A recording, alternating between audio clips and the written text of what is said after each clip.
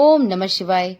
मंगला गौरी व्रत विशेष रूप से विवाहित स्त्रियों द्वारा किया जाने वाला उत्तम व्रत है, जो सावन माह के प्रत्येक मंगलवार को रखा जाता है।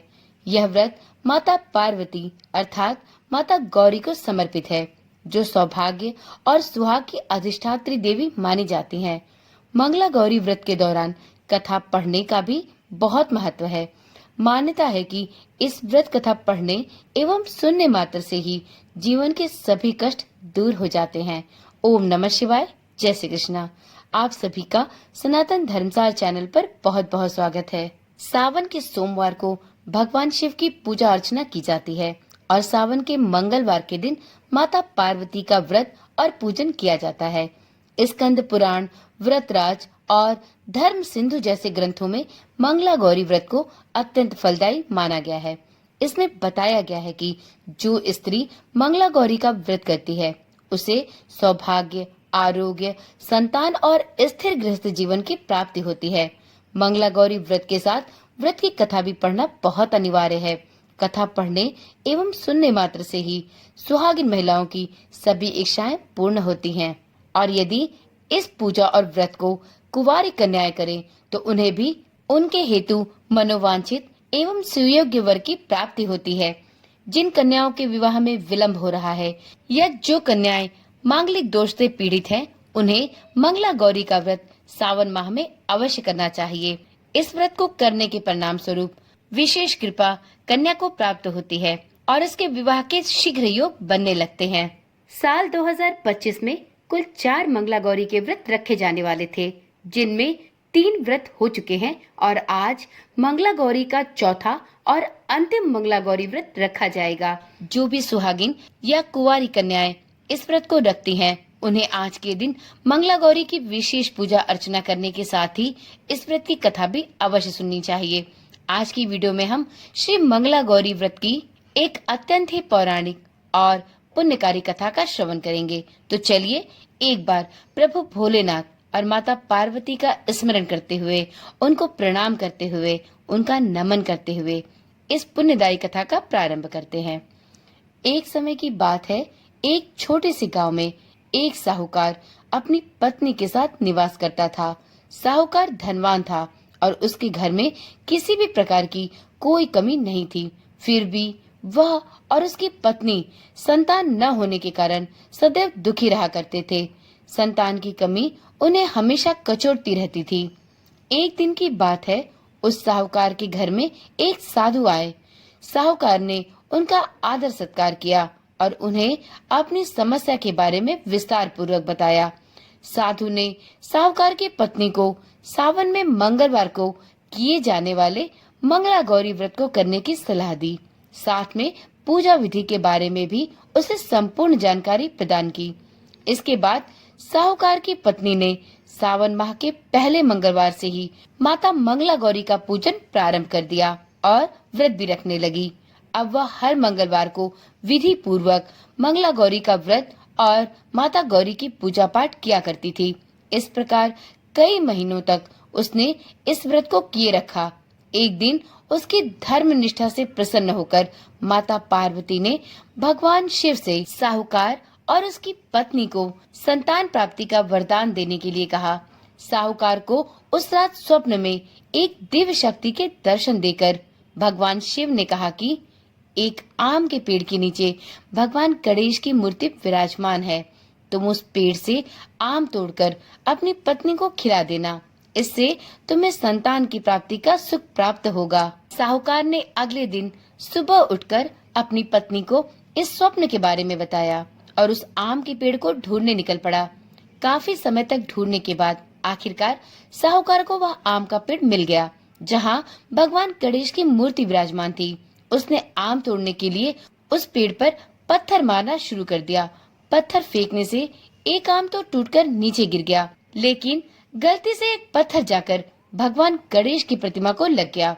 इससे भगवान गणेश की प्रतिमा खंडित हो गई और भगवान गणेश उससे क्रोधित हो गए।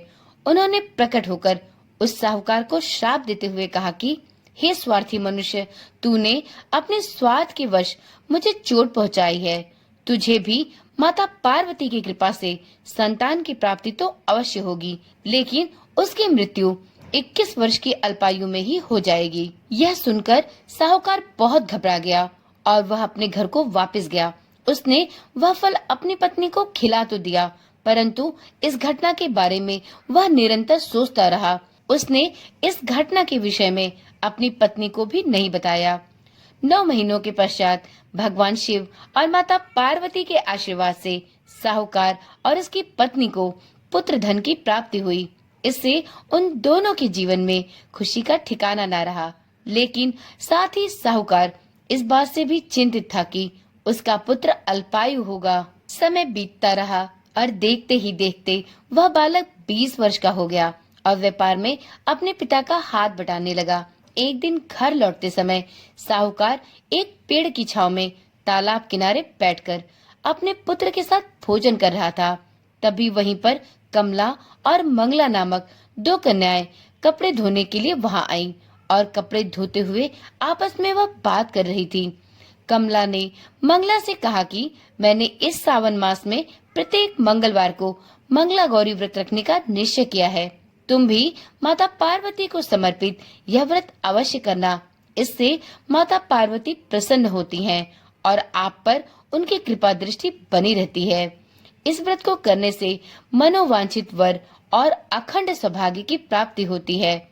कमला की यह बात सुनकर मंगला भी इस व्रत को करने के लिए तैयार हो गई। इधर दूसरी ओर साहूकार ने दोनों कन्याओं के बीच का यह पूरा संवाद सुन लिया और उसने अपने मन ही मन में यह निश्चय किया कि यह कन्या मंगला गौरी व्रत को करती है, इससे इसे अखंड सौभाग्य की प्राप्ति होगी।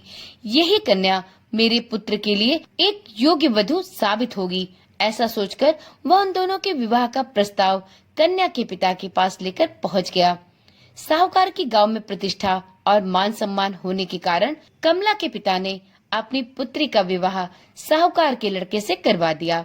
विवाह के पश्चात भी कमला इसी प्रकार से विधि पूर्वक प्रत्येक सावन माह में मंगला गौरी का व्रत किया करती थी।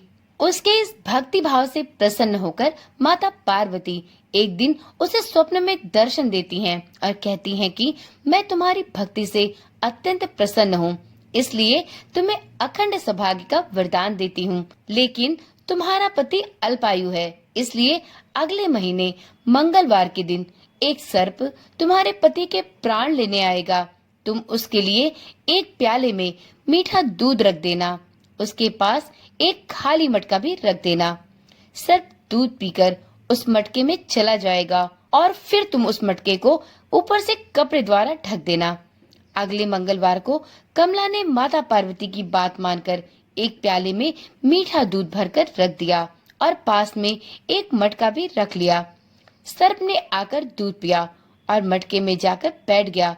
कमला ने उस मटके पर कपड़ा बांधकर उसे जंगल में ले जाकर छोड़ दिया।